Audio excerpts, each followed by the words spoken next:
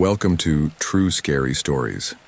This is the place where we share real horror stories, paranormal experiences, and mysterious phenomena from around the world. Don't forget to hit like, share, and comment to let us know your thoughts, and make sure to subscribe and turn on the notification bell so you never miss a scary story. Story 1. In the quiet, eerie town of Ravensfair, an old ghost story has been passed down through generations. A story so chilling that it makes the bravest souls shudder. It's the tale of Mary Shaw, a ventriloquist who was buried with her eerie doll collection. Some believe it's merely a haunting poem told by parents to keep their children in check. Yet others whisper that it's far more than a mere story. You see, there are things you remember, and there are things you can't forget. Like the look on that woman's face when she met her end. Her name was Mary Shaw, the ventriloquist who lost her voice. Back when I was a boy, those were the glory days of Ravensfair. The town was flourishing, and it boasted a grand old theater, the Guignol Theater, nestled out on Lost Lake. I only ever ventured there once, but that one time was enough to etch the memory into my soul. It was the year 1941, and Mary Shaw was the ventriloquist performing on stage that night. She had a dummy named Billy, a grotesque figure that seemed almost alive. During her performance, a young boy named Michael Ashen dared to mock her. He shouted out, accusing Mary of being a fraud, claiming he could see her lips moving when the dummy was speaking. A few weeks later, that disbelieving little boy vanished without a trace. The town was gripped by fear and suspicion, and all fingers pointed to Mary Shaw. Everyone believed she had something to do with his disappearance. Not long after, she was found murdered under mysterious circumstances. No one ever uncovered the truth of who killed her. Legend has it that members of the Ashen family seeking vengeance led a mob to Mary Shaw's dressing room in the theater. They forced her to scream and then ripped out her tongue, silencing her forever, so they thought. In her will, Mary Shaw requested to be buried with her dolls, her children as she called them, all 101 of them. Her body was brought to my father's mortuary, where he was tasked with fulfilling her other final request. She wanted to become a doll herself. My father did his best to honor her macabre wishes, transforming her body into a grotesque, lifeless doll. But death couldn't hold Mary Shaw. She returned, fueled by a thirst for vengeance. Ever since her burial, Ravensfair has been plagued by a series of gruesome deaths. One by one, the men involved in her murder were found dead, their tongues ripped out in the same brutal manner. Then it was their wives, their children, and their children's children. No one in Ravensfair dares to utter Mary Shaw's name. Her grave is avoided like the plague, for the townsfolk know she won't stop killing until the screaming ends. The curse of Mary Shaw is one that lingers in every shadow, in every whisper of the wind. Her ghost roams the town, a relentless spirit seeking to silence all who cross her path. So, if you ever find yourself in Ravensfair, heed this warning. Never speak her name, and never mock a ventriloquist. For the echoes of her screams still haunt the night, and her dolls, those twisted remnants of her soul, are ever watchful, waiting for the next victim to join their ranks. Story 2. There was a little girl named Holly who had just turned 6 years old. One Halloween night, her parents decided to celebrate their wedding anniversary by going out to a nice restaurant for dinner. Because it was Halloween, they had some trouble finding a babysitter for their daughter. Eventually, they called a teenage girl named Jessica, who lived down the street, and asked her if she could babysit for them. When Jessica arrived, the parents gave her their mobile phone number and told her to call them if there was an emergency. After they left, the babysitter fixed Holly some dinner and then sat down on the sofa to watch TV. When Holly finished eating, she asked, "Can I have some dessert?" "Okay," replied Jessica. "What would you like?" "Ice cream," said Holly, smiling from ear to ear. The babysitter got up and searched through the fridge.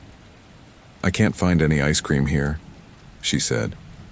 "It's in the freezer in the basement," said Holly. Jessica opened the basement door and flicked the light switch, but the lights didn't turn on. She carefully made her way down the creaking steps into the basement. She eventually found the freezer and lifted the lid. As she took out a tub of vanilla ice cream, she happened to glance out the window.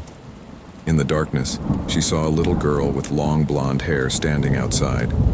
The girl had a red t-shirt on and was standing with her back to the window. Jessica couldn't see her face, but she noticed that the girl was wearing something black on her head. The babysitter didn't pay much attention. It was Halloween night, and there were a lot of children wandering around the neighborhood. She made her way back upstairs, put some ice cream in a bowl, and placed it in front of Holly. The little girl made a face. "Can I have some chocolate syrup on it?" she asked. "Okay, where is that?" asked Jessica. "In the basement," Holly replied. Jessica dutifully made her way back down into the darkened basement. As she was searching for the chocolate syrup, she glanced out the window again. The little girl was still standing outside, but this time she was facing the window. Jessica saw that she was wearing an unusual mask. It was black with red trim, and the mouth was covered in large, sharp white teeth. It gave Jessica the creeps. The babysitter retrieved the chocolate syrup and walked back up the creaking stairs. In the kitchen, she poured the chocolate syrup on Holly's ice cream. "Thanks," said Holly. "Can I have some candy sprinkles on it too?" Jessica sighed. "Let me guess. They're in the basement?" "Yeah," giggled Holly. The babysitter headed back down the stairs, into the darkened basement. As she rifled through the cabinets, she looked out the window and saw the same little girl in the mask standing out east. This time, the child was holding a large knife in her hand. Jessica became very uneasy. She tried to rationalize it. Perhaps it was part of the little girl's costume. However, it seemed odd that a child's parents would allow her to go around at night armed with a knife.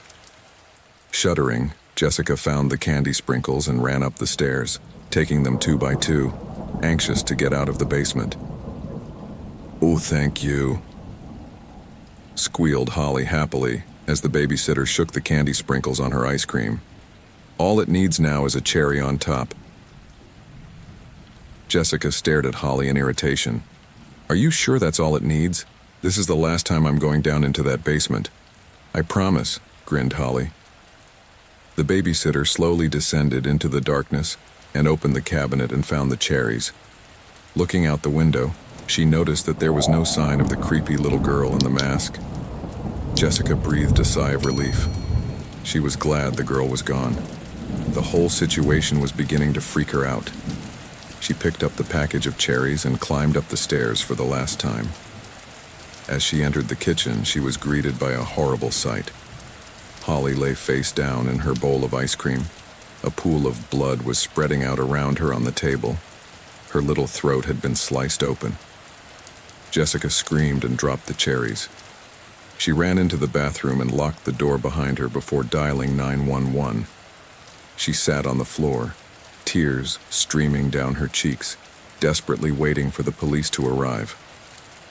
After what seemed like an hour, she heard sirens outside and the sound of the front door being broken down. A policeman's voice called out to her and she unlocked the bathroom door. The police searched the house, but there was no trace of any intruder. A few minutes later, Holly's mother and father arrived. They were horrified to see their young daughter's corpse being carried out on a stretcher. The father sat on the steps outside, his head cradled in his hands. The tearful mother approached Jessica. Her eyes were red from crying. "Oh, what happened?" asked the mother.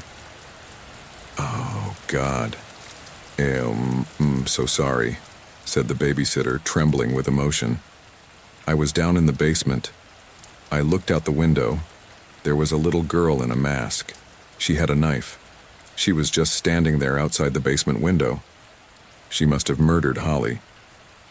"But Jessica, that's impossible," said the mother. "There aren't any windows in the basement, only a mirror."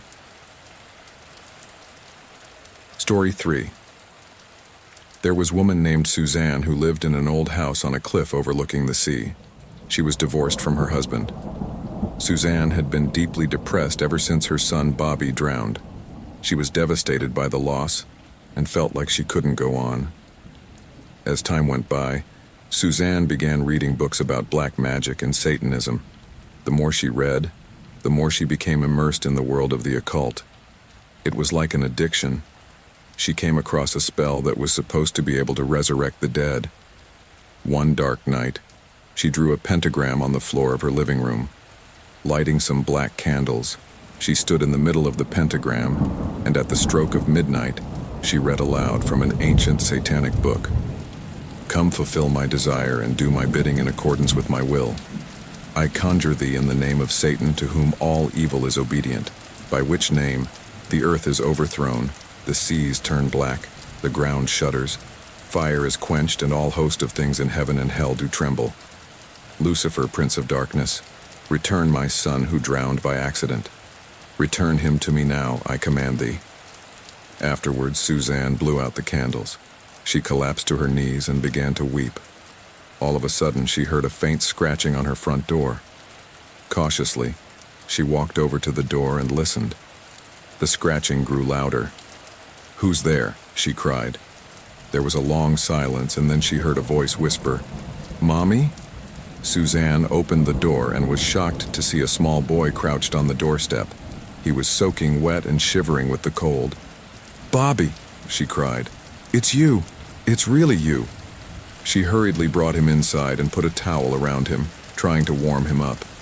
His teeth were chattering and his hands were shaking. "I was so lonely and desolate without you, Bobby," she said. "Where were you? What happened?" "I remember water," he said. "Cold water, and I couldn't breathe. I woke up and couldn't remember who I was. I walked and walked in the rain. These people found me and they took me in. I didn't know if I was alive or dead." "You're alive, Bobby," she cried. "You're really alive." "Was I a good boy, Mommy?" Bobby asked. "Of course you were a good boy," she replied. "Did you love me, Mommy?" Bobby asked. "I do love you," she replied, "from the bottom of my heart." "Were you nice to me, Mommy?" Bobby asked. "Of course I was," she said. Bobby stared at her. It was a mean, angry stare, and there was a spiteful sneer on his face. It frightened Suzanne. "I want to play a game with you, Mommy," he cried. "Hide and seek." All of a sudden, he raced up the stairs. All of the lights in the house went out. "Bobby, what are you doing?" she cried. "Where are you?" There was no answer. "Bobby, stop this," she cried. "I want you to come right back here. Bobby, please don't do this to Mommy. Bobby, for the last time, what are you doing?" Just then, she heard the boy's voice coming from the darkness. "Aren't you glad the lights are out, Mommy?" he said. "It makes the game more fun." "You're going to hurt yourself in the dark," Suzanne replied. Suzanne cautiously walked up the stairs, feeling her way in the darkness. When she got to the top, she looked around, straining her eyes to see. "Bobby, stop this now!" she shouted. "You're making Mommy very angry."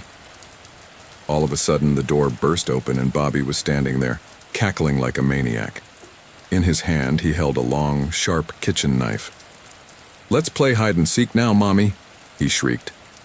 Suzanne recoiled in horror. Backing away, she tripped and went tumbling down the stairs. When she landed at the bottom, she looked up and saw her son coming down the stairs with the knife raised above his head. "You lied, Mommy," he said. "Bobby didn't really drown by accident.